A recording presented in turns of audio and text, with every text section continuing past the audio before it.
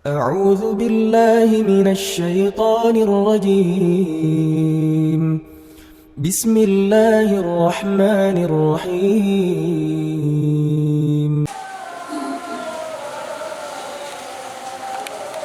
الحمد لله الذي أنعم علينا بنعمة الإيمان والإسلام.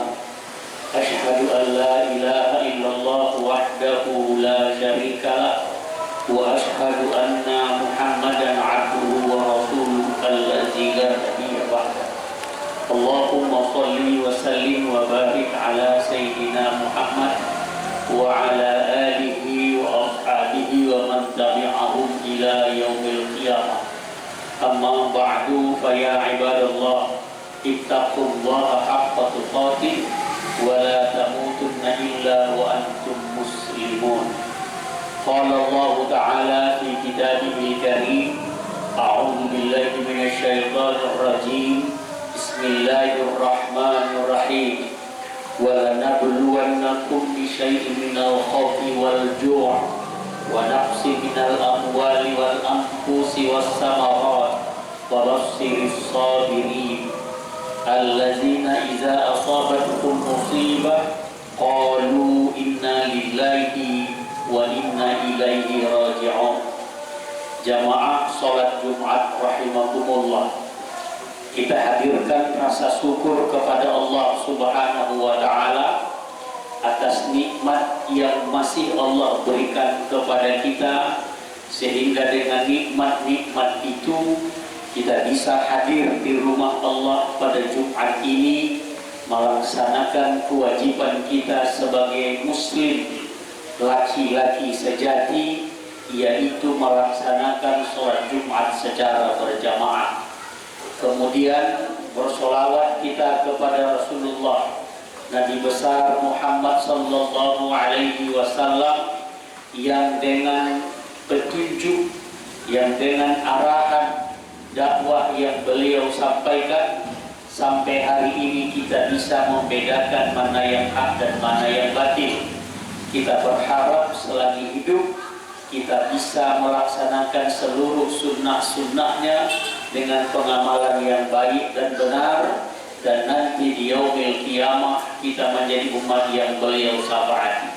Saudaraku seiman dan seakidah, belakangan beberapa hari ini, atau tepatnya sejak seminggu yang lalu atau hampir 10 hari yang lalu, 3 provinsi di negara tercinta ini, sebahagian Sumatera Utara, Aceh, dan Sumatera Barat, mendapat musibah yang luar biasa. Oleh karena itu, khutbah Jumat yang sederhana ini ingin saya menyampaikan bagaimana cara kita menyikapi musibah. Akan tetapi kita pahamkan dulu apa itu musibah. Secara lughawi, musibah itu sesuatu yang menimpa seseorang, baik itu yang menyenangkan ataupun yang tidak menyenangkan. Maka Khalifah Umar bin Abdul Aziz ketika diangkat dulu menjadi khalifah, beliau membaca inna lillahi wa inna ilaihi raji'un. Padahal jabatan yang diembannya itu adalah jabatan yang bergengsi pada masa itu. Kenapa? Karena semua yang kita anggap baik secara duniawi itu juga bisa menjadi musibah. Jabatan musibah, harta musibah, ilmu musibah, pangkat musibah, gelar musibah. Kapan harta, jabatan, tahta, pangkat, ilmu menjadi musibah? Kalau semua yang dia peroleh itu menjauhkan dirinya kepada Allah.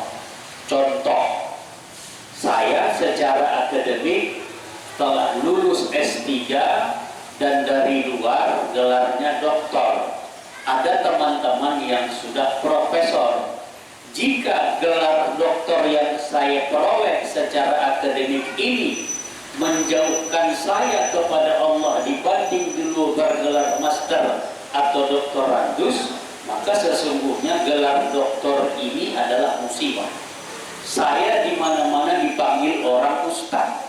Kalau gelar ustadz ini adalah gelar yang diberikan oleh orang untuk memuliakan seseorang, akan tetapi gelar itu saya jadikan sebagai menjauhkan diri kepada Allah atau sebagai penjual agama untuk kepentingan pribadi dan dunia, maka sesungguhnya gelar ustadz itu adalah musibah.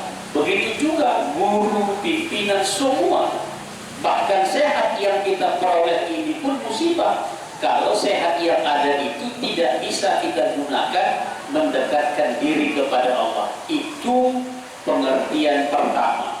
Pengertian yang sering kita pahamkan adalah musibah kalau orang meninggal dunia. Contoh, telah meninggal dunia si A, maka orang berkata inna lillahi wa inna ilaihi raji'un. Tapi kalau ada kawan kita yang berjanji mau jumpa jam sekian di sini, tahu-tahu lewat dari jam itu dia tak datang, kita telepon, di mana posisi? Mohon maaf, ban saya bocor.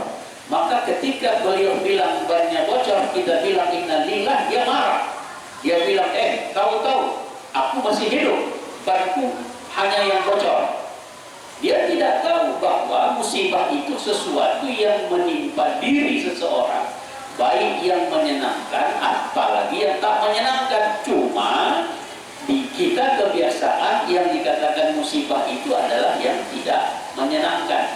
Nah, akan halnya banjir yang terjadi sehingga menghanyutkan gelondongan kayu yang seperti itu dan menimpa banyak rumah, maka perlu kita pahamkan hadirin sidang jamaah Jumat yang mulia, ada dua kacamata yang harus kita gunakan. Kalau kita gunakan kacamata dunia, kita akan pasti mencari siapa yang menebang hutan ini, siapa yang memberikan izin penebangan, tuntut, seret ke pengadilan dan lain sebagainya. Tapi perlu kita pahamkan secara agama, tidak ada satu musibah yang terjadi di hadapan, di muka bumi atau kepada seseorang kalau tidak izin Allah. Cuma orang sering berkata, loh kenapa rumah si Polan yang tertimpa longsor, padahal yang menebang hutan itu si Polan? Hebatnya musibah itu, dia tidak hanya datang kepada orang yang nakal saja, orang yang baik pun ditimpanya. Maka air itu datang kemana saja yang bersifat rendah. Cuma ada kadangkala air yang menerjang itu menghancurkan bangunan, ada yang tidak. Contoh, di satu daerah ada banjir bandang, maka air itu tidak hanya menimpa pencuri, perampok, koruptor yang menebang kayu, tidak. Rumah ustaz, rumah guru, rumah orang mengaji, semua dihantamnya. Masjid musola dihantamnya. Ini pertanda bahwa kalau sebagaimana yang sering kita dengar orang tua dulu, tangan mencengcam bahu memikul. Nah, oleh karena itu, menyikapi musibah yang terjadi apapun dia, maka yang pertama terima dulu musibah itu. Itulah ketentuan Allah Subhanahu wa Ta'ala. Maka bilang ini dari Allah. Itu dulu. Jangan lari ke mana-mana. Kenapa banjir, kenapa gelondongan, kenapa ini, kenapa itu? Terima dulu. Ya Allah, Kau timpa daerah kami, Kau timpa daerah sana, Kau timpa di sini banjir bandang, melanda orang yang susah, orang yang tak berdosa, orang yang baik-baik. Terima dulu. Itu ketentuan Allah. Lantas bagaimana kita yang padahal lebih nakal dari mereka tapi tidak kena musibah? Maka jadikan pelajaran bahwa suatu ketika nanti musibah itu pun akan datang kepada kita. Setelah kita terima bahwa itu adalah ketentuan Allah, sebagaimana rukun iman yang nomor 6, takdir baik dan buruk itu datang dari Allah. Baru yang kedua kita cari apa penyebabnya. Kalau penyebabnya longsor, carilah orang yang pandai dengan ilmu, bagaimana kok bisa longsor terjadi, kenapa banjir bandang terjadi. Itu baru hukum dunia. Kalau barangkali ada rumus, ada hitungan, ada hukuman, itu lakukan setelah yang nomor 1 tadi terima. Yang intinya, kalau kita menerima musibah itu, camkan, ini mungkin peringatan dari Allah. akan dosa-dosa kita, kesalahan-kesalahan. Oh, saya tak bersalah. Kita tidak bersalah, tapi orang lain bersalah. Makanya doa kita sering kita bilang Rabbana. Karena bukan Rabbi. Juga dalam Al-Fatihah, ihdinas siratal mustaqim. Kenapa bukan ihdini? Itu artinya kita meminta bukan untuk diri kita, tapi untuk semua orang. Nah, yang kedua, kalau sudah kita terima itu, baru kita cari solusi supaya musibah itu tidak terjadi pada masa akan datang. Mudah-mudahan musibah yang kita terima ini adalah musibah yang bersifat peringatan dari Allah atau cobaan kepada kita agar iman kita naik, dan kita berharap musibah ini bukan azab atau persekot azab dari Allah yang akan kita terima nanti lunasnya ketika kita sudah menghadap Allah di akhirat menjadi penduduk neraka jahanam dikarenakan dosa-dosa kita secara pribadi atau dosa-dosa kita kepada manusia. Terakhir, ada kemarin orang bertanya sama saya, Ustaz, bagaimana kalau saya ke kantin makan kue ampat, tapi karena uang saya tak cukup, ditanya oleh tukang kantin yang punya, berapa kue kau makan? 3. Boleh Ustaz? Saya bilang tak boleh. Berdosa? Pasti berdosa. Tapi kalau kita makan 4, kita bayar 3, lebih bagusnya kita jujur, Pak, saya makan 4, tapi nanti saya bayar lagi 1 karena uang saya cuma 3. Tapi kalau memang tidak juga, dosa kita tanggung dengan niat nanti kita akan bayar. Kepada siapa kita bayar? Hanya kepada orang yang kita zalimi dengan makan kue 4 bayar 3. Tapi bayangkan Bapak, saudaraku seiman dan seakidah, kalau ada orang yang punya kebijakan harus membagikan itu untuk rakyat, tapi dipotongnya untuk kepentingan pribadi dan golongan, maka dia tidak semudah membalikkan tangan minta maaf. Seperti tadi orang yang makan kue 4 bayar 3, tapi dia harus mencari rakyat yang dibohonginya karena uangnya dimakan untuk kepentingannya. Kisah ini, cerita ini tidak untuk ditiru, boleh makan 4 bayar 3. Saya ingin membandingkan betapa besar dosanya kalau kita menipu rakyat, menipu orang banyak. Mudah-mudahan khutbah yang singkat ini bermanfaat buat saya, karena paling takut ustadz-ustadz ini lebih pandai bercakap. Kadang-kadang banyak ustadz macam lilin, terang orang di sekitarnya, tapi dia hancur. Apalagi Al-Quran mengatakan kabura maqtan 'indallahi an taqulu ma la taf'alun. Dosa besar bagi orang yang mengingatkan, yang mengajari, yang menyeru tapi tidak berbuat.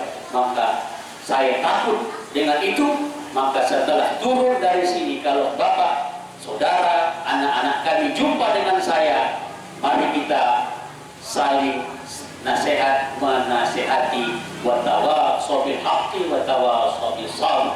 Mudah-mudahan khutbah ini bermanfaat.